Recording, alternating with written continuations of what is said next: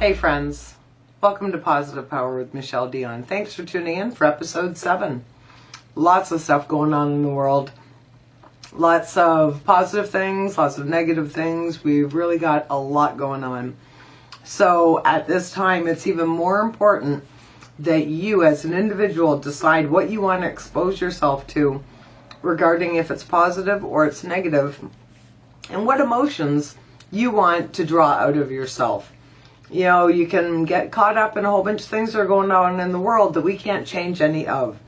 So I think we need to focus on things that we can change, be proactive, and create ourselves with a more positive environment.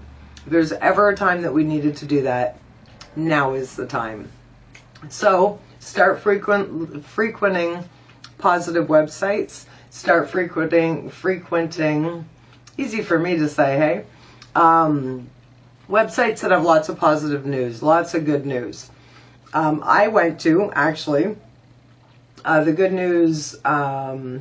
goodnewsnetwork.org, and there's some great sites on there. Now, my focus actually this week is paying it forward in random acts of kindness. And the reason why I picked that as my focus is those are things we can control, right? You can control good things that you do for people. So what I found right off the top of my head was some great articles. The first one is about a woman in Australia. She had no children. She lived a wonderful long life, very financially prosperous.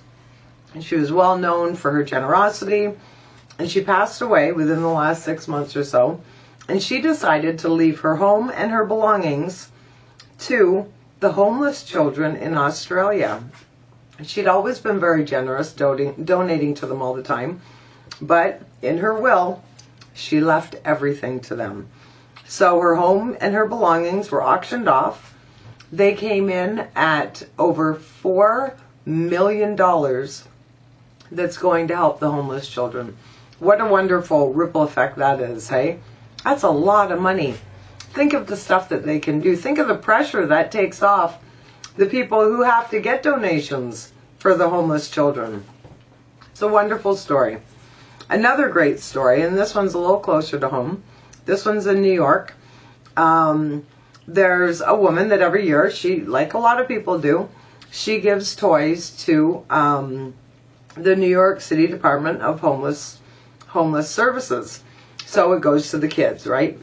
The homeless kids, and not necessarily even just homeless, ones that are in and out of shelters and in housing and whatnot. That's where the toys go. So she's going down the street in New York, walking along, minding her own business.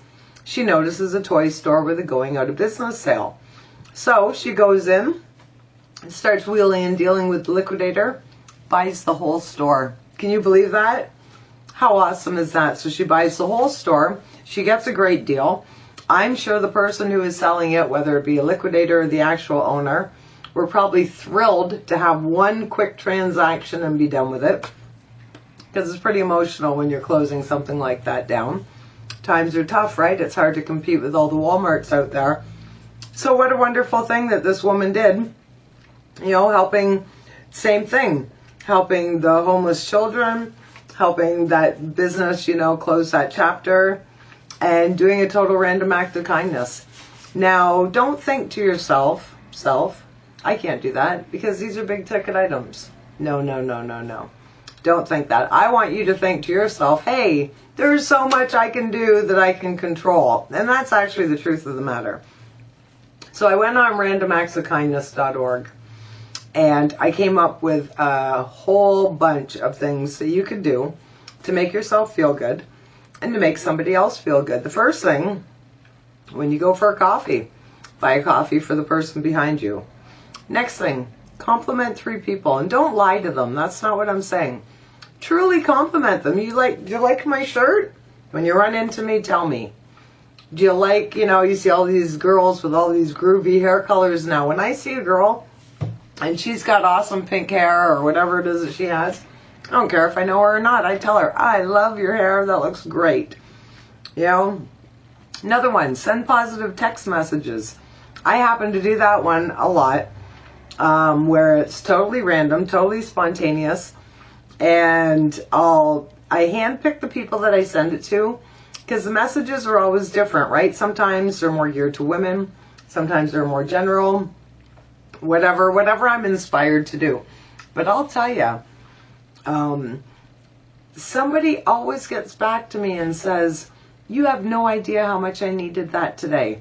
And as soon as I get that message back, I know my job is done. I know that I was inspired because that person needed the message. And call it flaky, call it whatever you want. I don't know, but the system seems to work.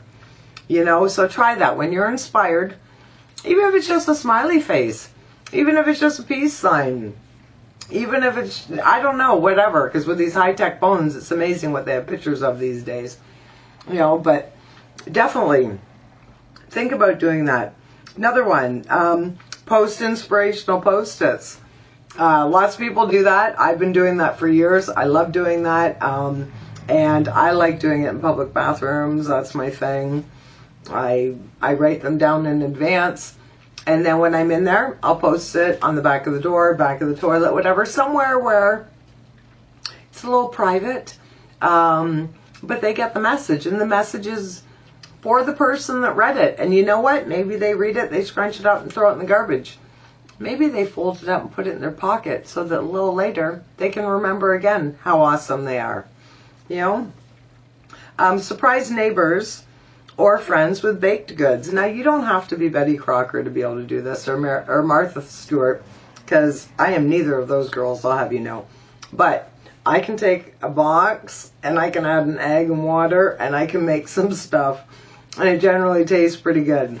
So, I mean, you can even keep it as simple as that. And it's the idea of the treat, right? It's not the idea of, did you do it from scratch? Is it all organic? Is it gluten-free? Is it this, that, and the other thing? It's the effort, and it's the point of the action, of the act, right?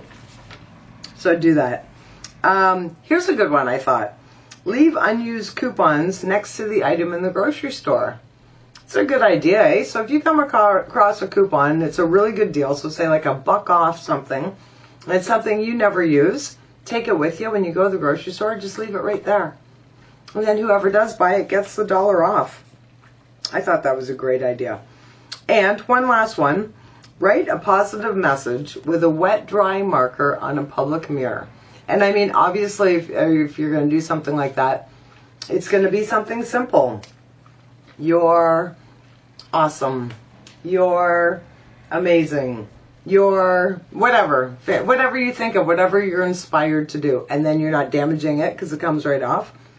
And it's going to brighten up some people's day. I mean, it's really that simple. Put some effort into it. Try to control as much as you can of the emotions that are around you. And if you're struggling with the negativity that's around you, I have a lot of friends on social media who are very drained right now because they're seeing a lot of negative, angry, fearful things on social media. And my suggestion to you is, I don't know if you realize, but let's say I have a friend, Fred, and Fred posts a lot of war stuff, and I don't want to see the war stuff, or even animal abuse stuff, or child abuse, or something that just rubs me the wrong way, but I like Fred as a person. I don't want to unfriend Fred. All you do, you go to Fred's Facebook page, and on his page, it's going to say, follow, friend, message, whatever. Follow. You go to the follow one. Click on that. Drop down box will come down. It's going to say unfollow. Click there. You're not insulting Fred. You're not hurting Fred's feelings. You're not getting an argument with Fred. All you're doing is you're making a conscious decision that the stuff that Fred's sharing right now, you don't want to see on your news feed. You can still go back and see his page anytime? Absolutely. You're still his friend? Absolutely. You don't need to judge. He doesn't need to judge. I don't even think he has any idea that you've unfollowed him, but that's what you need to do. And in the last couple of days, I've done that. I've done that to a few people, and, it's sort of a bummer, but you know what? After the dust is settled or whatever, from whatever's going on in the world, See, then I'll go back, I'll look, and then I'll start following them again if I choose to. But the point is, that's my power, baby. We all have it. So use your power for yourself and keep yourself in a positive light. Because that's what it's all about, peace and love. It's the only way we're going to win this. Sticking together, peace and love. Thanks for listening in. You guys are so awesome. I appreciate each and every one of you. Have a great week. Talk to you again. Thanks.